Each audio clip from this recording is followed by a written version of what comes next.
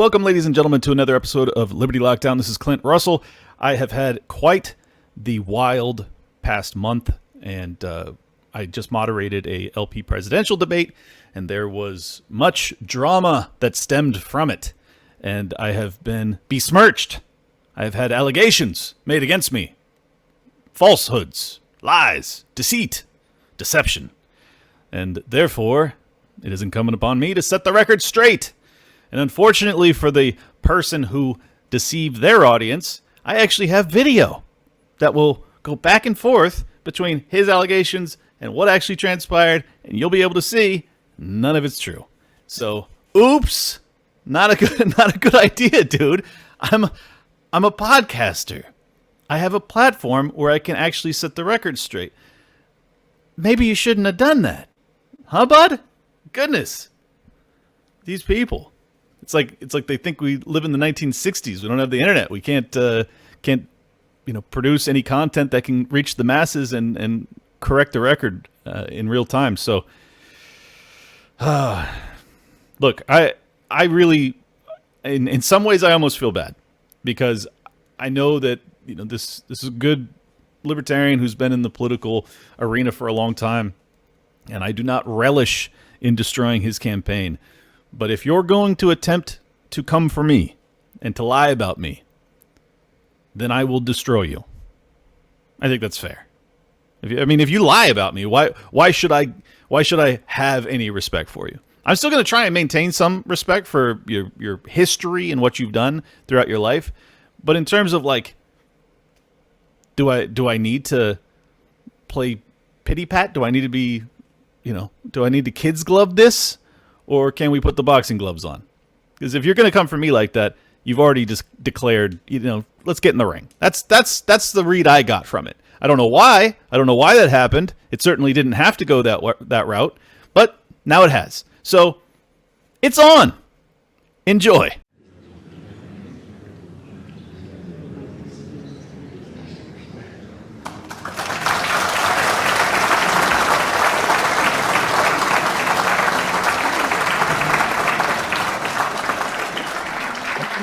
Yeah, I think every member of this party needs to ask himself and herself a very important question. What kind of presidential campaign do you want? Do you want one that's going to be talking about conspiracies here and there? Or do you want one that's going to make the principal case for what we believe in? It has now been nearly 4 years since COVID was unleashed upon the world. I would like to hear from each of you as to what you believe happened. And yes, despite you saying we shouldn't go to conspiracy theorist realm, I think it's mandatory that we do. So I would like to know what you believe happened, from the origins to the lockdowns to the vaccines, and what the punishment should be for those involved. If willing, I'd also like to know, you don't have to answer this, as you said, if any of you received the mRNA COVID gene therapy and why, and why if so. You don't have to answer it. You have medical privacy, but I'm going to ask it anyways. Go ahead, you can start off. There's a tendency in modern politics to try and besmirch and smear your opponents in politics in particular, but certainly just in online discourse. I attempt not to do that. In fact, let me go out of my way to say that many of Jacob Hornberger's beliefs I share. He is an abolitionist on almost all of the other agencies that I would agree with, I would imagine. So I didn't have anything going into this event in terms of bias towards him. I supported him in 2020 based off of the Mises Caucus endorsement of his candidacy. I had no ill will towards him whatsoever. I only gave a response when he gave me answers that sat poorly with me as a libertarian, as a Mises Caucus libertarian. I was like, I don't agree with a bunch of what you're saying right now, so let me follow up. I mean, half of the time I was sincerely asking, like, this guy's he's gonna reverse course. He's gonna clarify. He's gonna, there's got to be more to this, right? And the truth was, oftentimes there wasn't. He didn't know what he was talking about when it came to the most important moment in terms of liberty. He's running to be the president of the United States for the party whose entire mission is to defend human liberty. And he has nothing to say about that era aside from, just so I don't strawman his argument, medical freedom, separating the state from the medical health establishment, which we agree on. I don't disagree with him on that at all. Obviously. But you have to have more. You have to. Everybody else on that stage had more to say about it than that. It was as if he had slipped into a coma for the last 4 years, did not live through it, did not experience it, knew no one that had been harmed by it, and was just ready to move on. No. The solution to this, Mr. Russell, you don't understand. The solution is to separate the medical establishment from the state. Well, yeah, no shit, Jacob.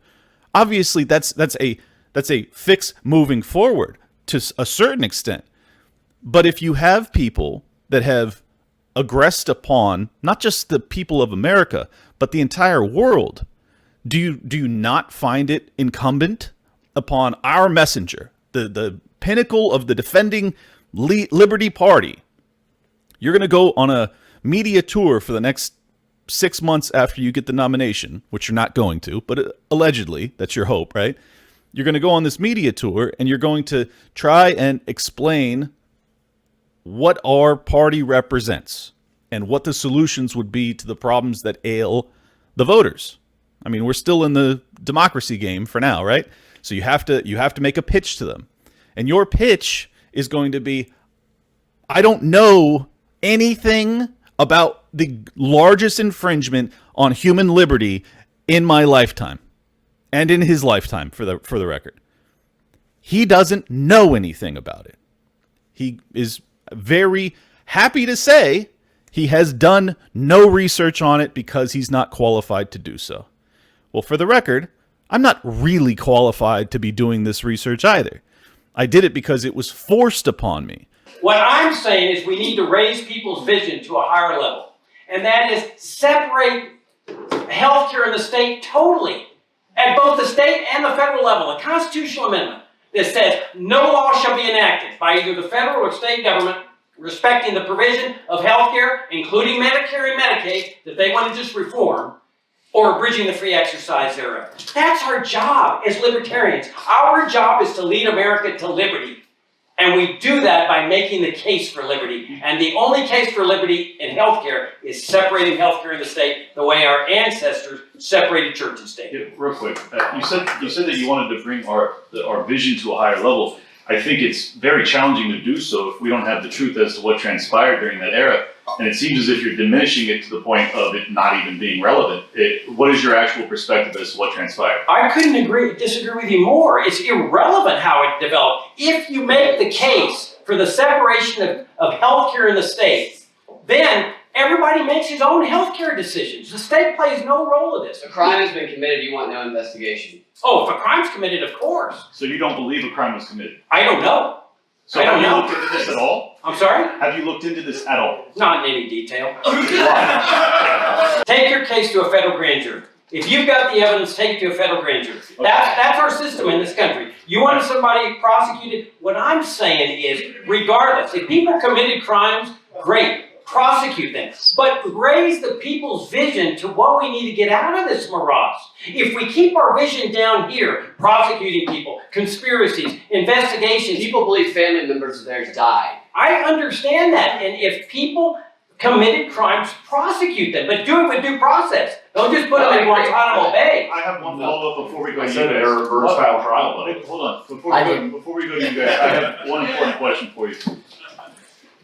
If you have not given any investigation, any time into figuring out what transpired in the most rights-infringing moment in our country's history, at least in my lifetime, why are you equipped or qualified to be the President of the United States? Amen. Because The entire global economy was brought to a screeching halt.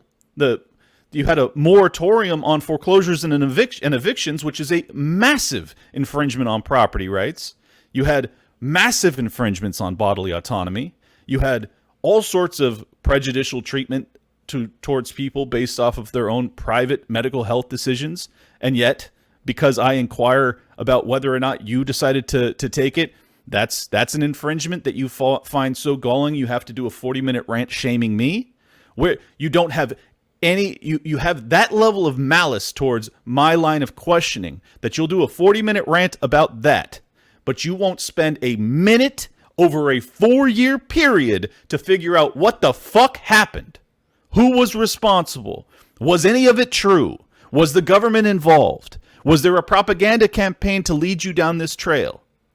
The answer is yes to all of that. But you don't know any of it. So you're going to be our messenger. You're going to go talk to fucking Joe Rogan and 10 million plus listeners, and you're going to get up there and Joe's going to go, man, that whole lockdown thing, I'm sure as the libertarian candidate for president, you've got a lot to say about that. And you're going to say, I didn't support it, and that's it? You have nothing to add beyond that. Oh, I'm going to separate the medical health establishment from the state. A real great sales pitch to the millions of people whose lives were ruined by the government. The biggest opportunity our party has ever had to actually reach people, to say, I hear you. Now let me explain what happened. Let me explain who was responsible. NIH, NIAID, Fauci, the FDA, the federal government, the Trump administration, the Joe Biden administration. You can absolutely use this to make the most beautiful argument as to why you ought to be the leader of this nation. But you're not capable of it. And that's not my fault. That's yours. I am Jacob Hornberger, Libertarian candidate for president. But let me set the framework for what happened here. There was a Joe McCarthy proceeding taking place during that debate. And guess who was directing it? The right-wing moderator, Clint Russell. You know, he's one of these extreme right-wing people that have come into our party. And I have no doubts that this guy idolizes Joe McCarthy. None whatsoever. Because I've never met an extreme right-winger that doesn't think that McCarthy was fantastic and that what he did in the McCarthy hearings was fantastic. For the record, not really a fan of McCarthy. I'm also not a fan of communists, but I do believe in due process, and I believe that it was largely it was done without due process. It was kind of a show trial, and he was ultimately bringing in private citizens, which I don't think that you should be policing people's ideas. Obviously, that falls outside of the purview of a government that any libertarian would support, I would imagine. So, no, not a fan of McCarthy. You could just ask me that, or you could make a 40-minute rant asserting it to your audience, founded on nothing. Good work. Okay. This is what happened Saturday night. I was flabbergasted, absolutely flabbergasted. What this guy did, Clint Russell, extreme right-winger in the Libertarian Party, is he conducted this inquisition of the presidential candidates, a la Joe McCarthy. I mean, I really felt like I was in this dark ambiance of the McCarthy hearings. And not on whether somebody was a communist, but whether somebody had taken the COVID vaccine.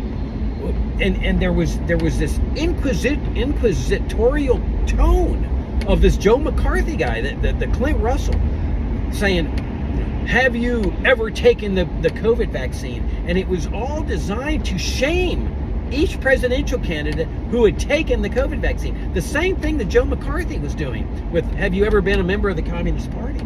So my hope with all of this was that I was going to just show you footage from the debate itself to disprove every claim he made. In this particular instance, I can't disprove it because it just flatly never happened. The level of questioning you will actually see. I'll show you all of the questions that I asked in terms of this area of contention. But I do not believe what he's saying here, nor did I say it, and I have no idea where he got the idea that I even felt this way. The reason I inquired about people's vaccination status was simply because I wanted to understand their thought process. Have they researched this at all? Have they evolved as this has rolled out, as time has passed? Do they have any regrets? Have they learned any lessons from this entire era? I think it's very important that all human beings reflect on their decisions, even if it's a private one, and I'm very clear throughout, you do not have to answer this question if you don't want to. But my justification for asking it is quite clear, that you need to be able to demonstrate critical thought. That's it. And ultimately, have you learned anything, and would you be able to apply those lessons moving forward? Because if the answer is no, well then, I'm not sure you're equipped for the task at hand. It's really that simple. And I also go out of my way to state very bluntly that I am not asking for the purposes of shaming. And I certainly never once said or have ever felt or thought that anybody that received the vaccine should be thrown out of the Libertarian Party. In fact, I don't think that I don't think I come across as being anti-vaccine at all. I've never made that a focal point of what I talk about. I certainly think that everybody ought to do their own research and come to their own conclusions, but I have never once said that. When it came to this particular one, I think that it's a different story. It's a different production process. The origin of it matters. There's lots of reasons that you ought to be inquiring very deeply before you make that decision. But as for the rest of the requirements that they put for kids to go to school and stuff like that, I've never even talked about it, and I've never even researched it, to be honest. This one was forced. That's the thing that matters. That's the reason you have to know more about it than all of the others. Because if you force anything into people's bodies all over the world, you better know if it's okay or not. And you better know why that happened. I think that's fairly straightforward. And it was just an amazing performance. So Russell is conducting this inquisition. I mean, that's the best term for it. A Joe McCarthy, Red Scare inquisition, but dealing with the COVID vaccine.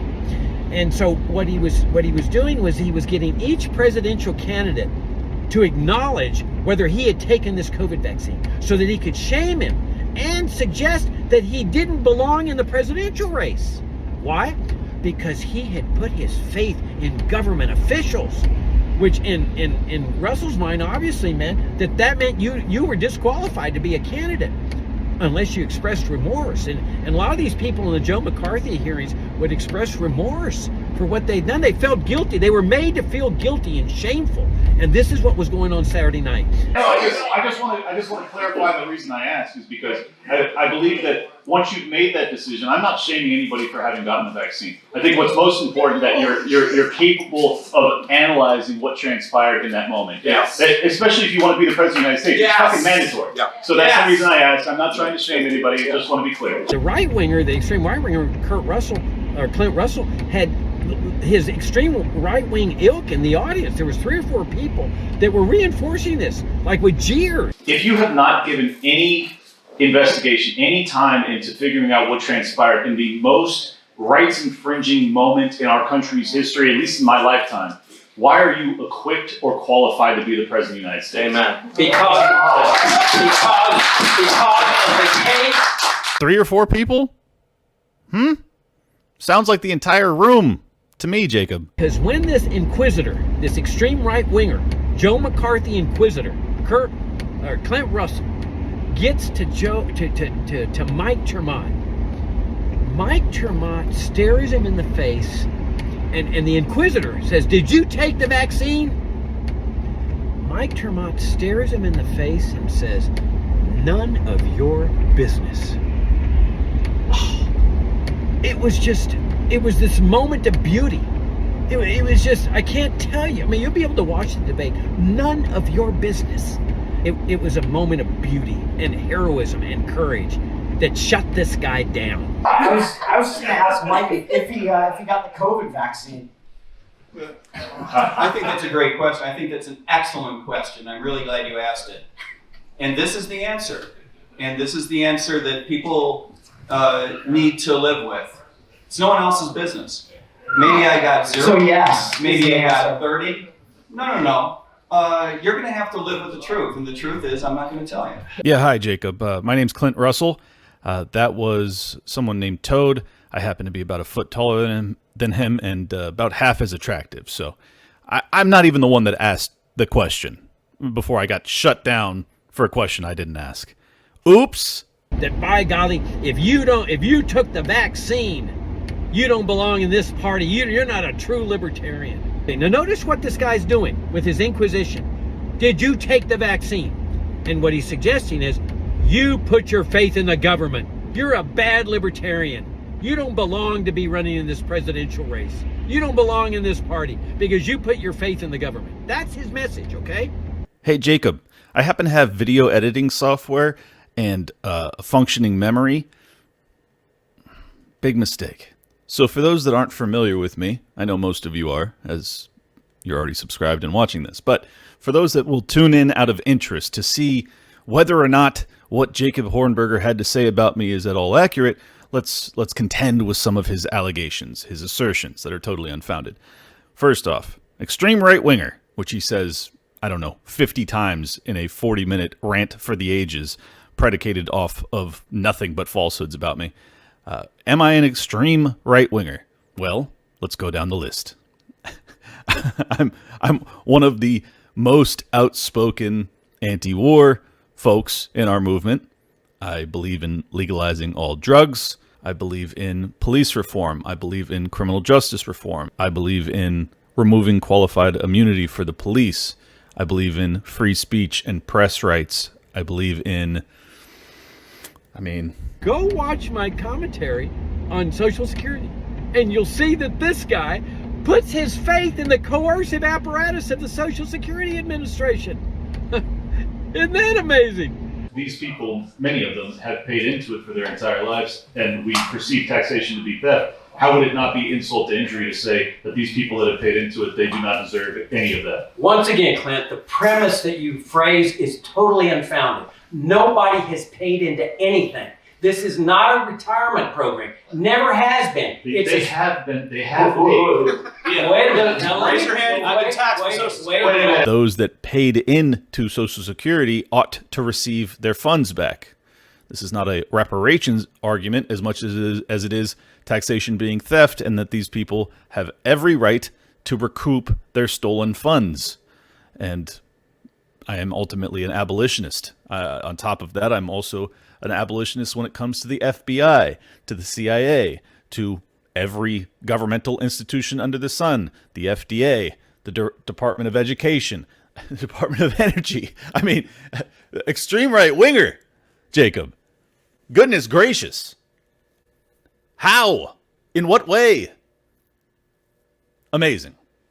Or if he's nominated the vice presidential candidate of this party, which, he's hoping to do, he's going to be communicating to the American people that libertarianism is anti-vaccine and anti-masks, which is absolutely a false extreme right-wing interpretation of libertarianism. Libertarianism is no more anti-vaccine and anti-mask than it is pro-vaccine and pro-mask. Libertarianism is a philosophy of choice, where people should be free to make their own choices. And it's not a philosophy that engages in berating people, humiliating people, abusing people, shaming people for making the choice that some libertarians don't approve of. Never said it. Okay, so this guy, Clint Russell, doesn't believe in the COVID vaccine. He thinks that that's libertarian. And so that's why he engages in this inquisition and also suggests that people are not qualified to run for president because they put their faith in their doctor's opinion or the Fauci's opinion or whatever. Never said it. Who died and made him king as to what makes a person qualified or disqualified to run for president? I don't see anything in the bylaws of this party. Never see anything in bylaws of this party that whether you take a vaccine or not determines whether you can run for president or not. Who is he to decide what is qualified and disqualified to run for president? Never said it. That's not all. He attacks me. Okay. Now this guy is clearly steeped himself for the last 4 or 5 years in every single website on where the COVID virus originated. I think this guy, I would say it borders on an obsession. Okay, that he just wants to take everybody who advised people to take the COVID vaccine and just send them to jail. Never said it. We don't need no stinking trials. You know, we don't need no due process of law. This guy, Russell, says punish him anyway. Send him to jail. Never said it. Because in his mind, they need to be punished. You know, we don't need no stinking trials. We don't need no criminal statutes. We just round them up and send them on to the gulag. These are things that were said by Toad and Josh Smith. I don't know if anybody else had said it, but I didn't say it. I don't believe it. I think that Guantanamo ought to be shut down. I believe in due process. I believe that the mass crimes against humanity have been committed, and that there needs to be investigations and prosecutions. That's the extent of my beliefs. I have never asked or even dreamt of extrajudicial remedies to what transpired. So this is just an outright lie. Now, here's the clincher. And this is what threw this guy ballistic with respect to my part of this presentation and this debate. I turned to the audience and I said, look, if people have committed crimes, fine, prosecute them. But we've got to keep our eye on the ball. Our job in this party is to lead America to freedom. That's our job. Because in his mind, the extreme right-wing mind, all they want is to get their people in public office. They don't want to shut down the government's powers to do this. They just want their people to run this apparatus. Never said it.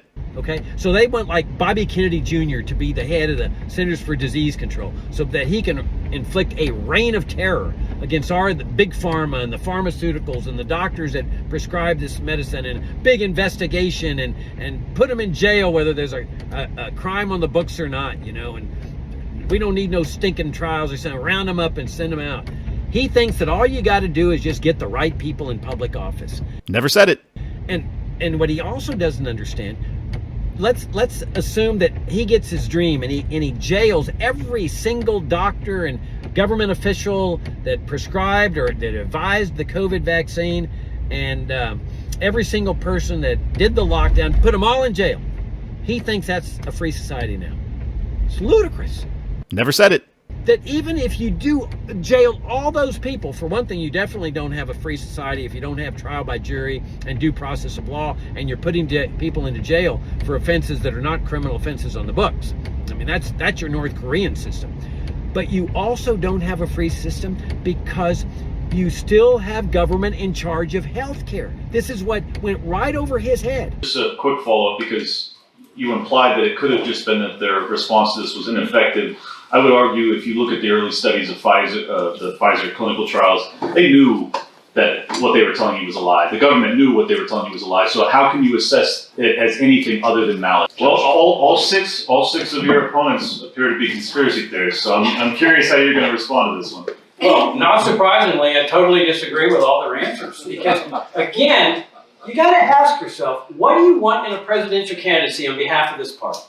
Because my eyes were glazing over at some of those answers. What we need to do in this party is lead America to liberty. And what they're talking about in all their answers is a change of policy. Oh, the government should do this. The government shouldn't do that. Oh, we shouldn't have Fauci. Oh, we should have somebody, a libertarian, running the FDA. We shouldn't have an FDA. That's what I said. We should be making the case for what freedom is, Clint, not going to simply miring ourselves down. There's people much more qualified than me to go investigate what happened here. And I assume that you have done that. Great. I'm not qualified to do that. This is not a message that's going to deliver to people who believe their family members died.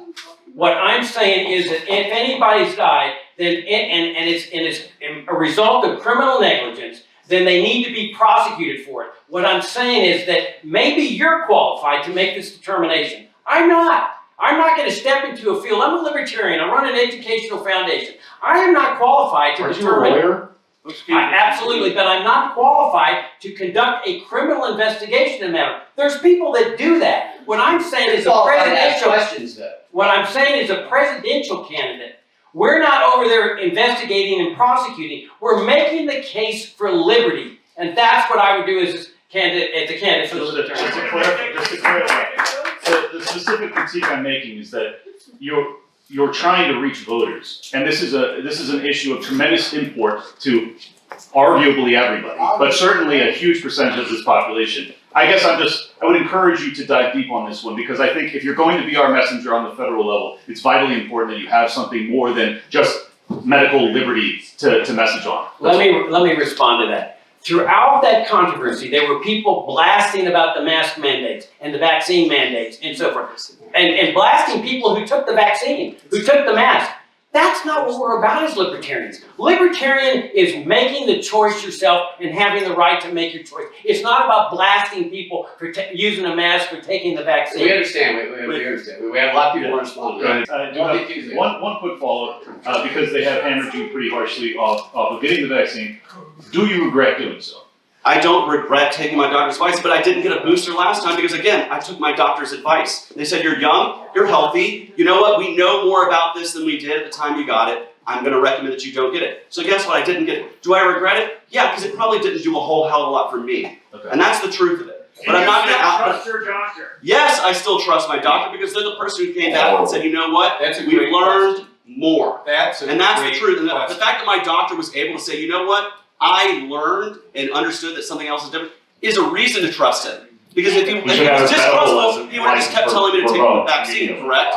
And so that's the truth of it. Some of us saw through this whole I don't thing trust from my the doctor. beginning, and we didn't have to be told by a doctor whether this was something to do. We saw through it from the very start, and therefore we have insight into issues that matter. We already went absolutely ballistic on that one, so I'm going to make this one an easy one.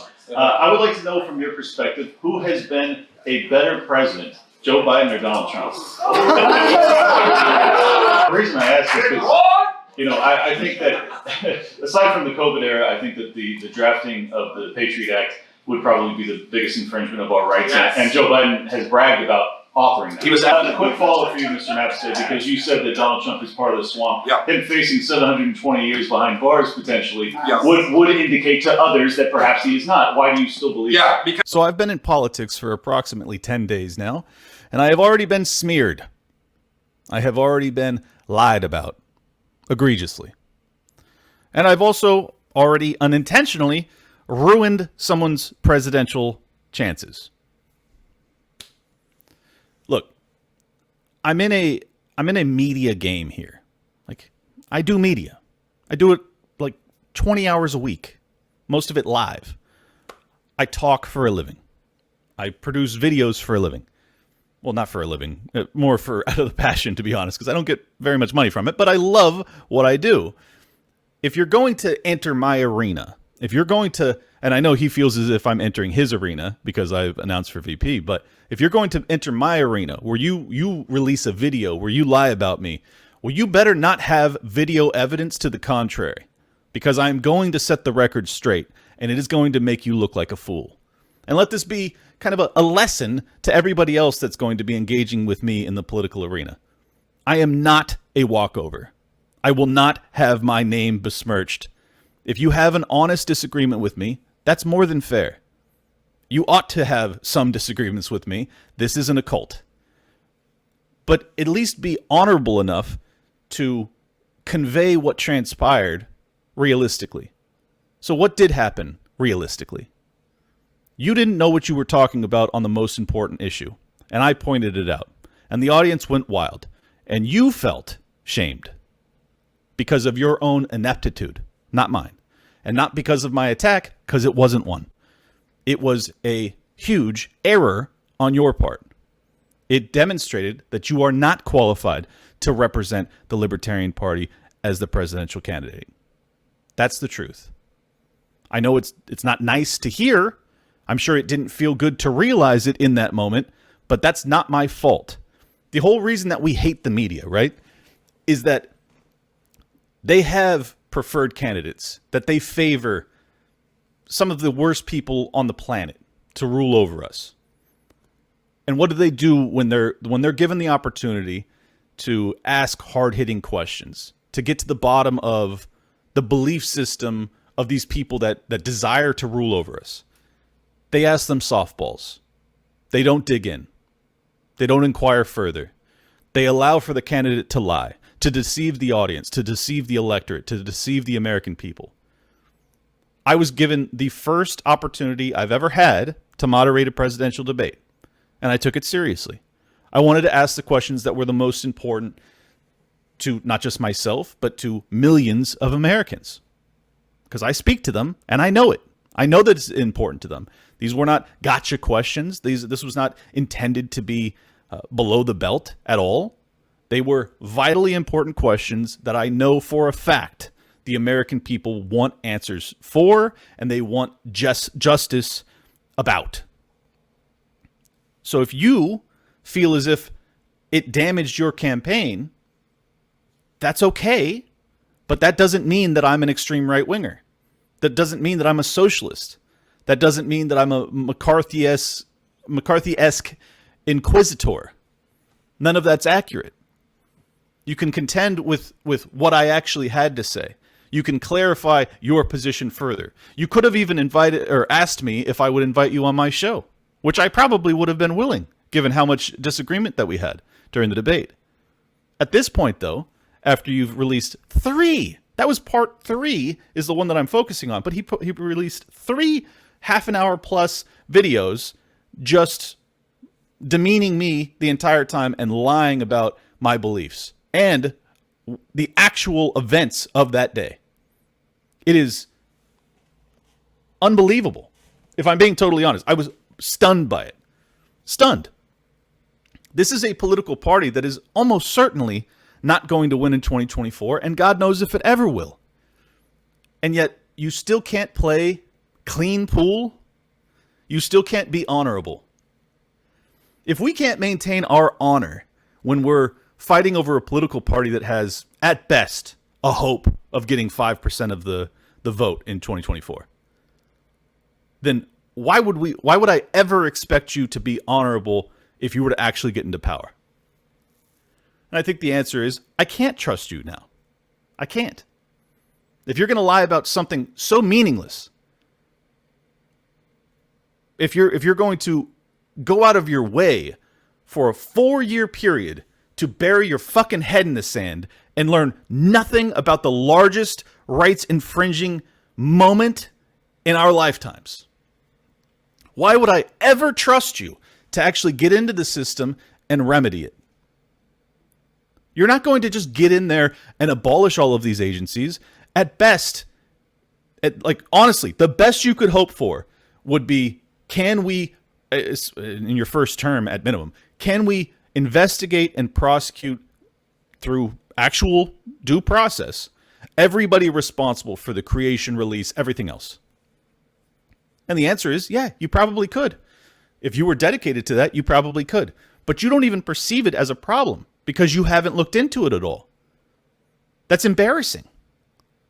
I mean, I'm a fucking finance guy, and I've dug deep enough on this to have a pretty solid thesis as to what transpired. You're an attorney. You don't have the wherewithal to do even the most rudimentary investigation? I find that unbelievable. In fact, I don't believe it. I think that it is hard evidence that you are blue-pilled, that you take the media's narrative and you accept it at face value. And I'm sorry, after the past 4 years, if you're one of those people that's still doing that, you haven't learned anything, and at this point, I'm pretty certain you're not capable of it. I don't think you can learn any further. And that is also disqualifying. You have to have a capacity for critical analysis. We are being lied to on a scale that I never thought possible, and it has been persistent and increasing exponentially throughout my lifetime. If you're not capable of analyzing in real time the next psychological operation that gets rolled out against us, why would I have any faith that you could prevent or analyze the next one correctly or in real time? The answer is obviously you won't be able to. And I will be damned if our messenger is going to be someone that goes on the largest shows and gets up there and sounds as if they've gotten their news for the past 4 years from CNN. It's absurd. Or Fox News exclusively, for that matter. You need to be better. We all need to be doing better. We have to represent our belief system paired with an understanding of the modern dynamics with which it applies most obviously. If you have not given any investigation, any time into figuring out what transpired in the most rights infringing moment in our country's history, at least in my lifetime, why are you equipped or qualified to be the President of the United States? Amen. Because of the case that is made for healthcare liberty, the same thing as monetary liberty, healthcare liberty. We should be making the case for what freedom is, Clint, not going to simply miring ourselves down. There's people much more qualified than me to go investigate what happened here. And Now, let me finish by saying, I have no ill will towards Mr. Hornberger, ultimately. I'm very appreciative of his efforts throughout his lifetime. I think that it's obviously a very noble endeavor to be an educator and to focus your time and your energy on educating the masses on free markets and abolitionism of the federal government. Fantastic. I don't wish you any ill will moving forward, and I hope that you have a fantastic life. All of that being said, it is my sincere belief that you are not equipped to represent us in this moment. Perhaps pre-COVID, you might have been. You are not currently equipped. You are, in my estimation, disqualified from being our representative. And I say that with no malice. I say it with sincerity. We have to be better. We have to actually be equipped to the task at hand. And I expect whoever is involved in our party's leadership to be of that caliber. If we're going to ever, he talks a lot in the debate about how are we to get to 10 or 15%. Well, his claim is that we must abolish Social Security and open the borders immediately. That's the two planks that he says that's going to be the defining factor of his campaign and why he's capable of attaining more votes than any of the other candidates on the panel. I respectfully disagree.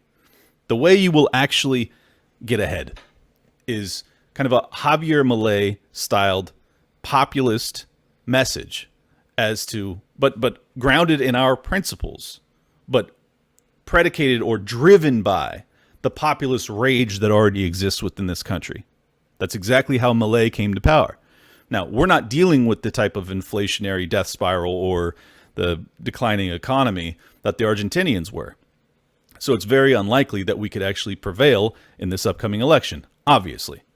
But if you want to get 5, 10, 15%, if you want to actually convert a couple more million people into our belief system, have them enter the party, the only way you're going to reach them is to speak to the largest rights infringing moment or topic of the past 4 years. And if you're not capable of doing that, you're going to fall on your face. You're going to be given media opportunities that we could only dream of. Millions of people listening. And in that moment, you will fail. You're not capable of doing it. We need someone. I'm not even saying it's me. We need someone who is capable of doing it. You're not it. No disrespect, just telling the truth. I hope you continue to educate. I hope you continue to write. I hope you continue to speak. I hope you continue to be a major participant in our movement. But you can't be our leader. You cannot. This moment is too important. The opportunity is too significant. There's a very fertile field in front of us. The American people have realized on a level that has never happened before, at least not since 9/11, that they have been deceived egregiously, and they want answers. And they will absolutely not get behind someone who doesn't even realize that their questions are well-founded, that these are sincere questions, that these are sincere injuries that people have received. And it has come from the federal government. Will you be their champion? Can you be that? Well, if you don't even understand their perspective, the answer is certainly you cannot. So, I wish you well in the future, and I hope we can shake hands at some point. But this is not your time.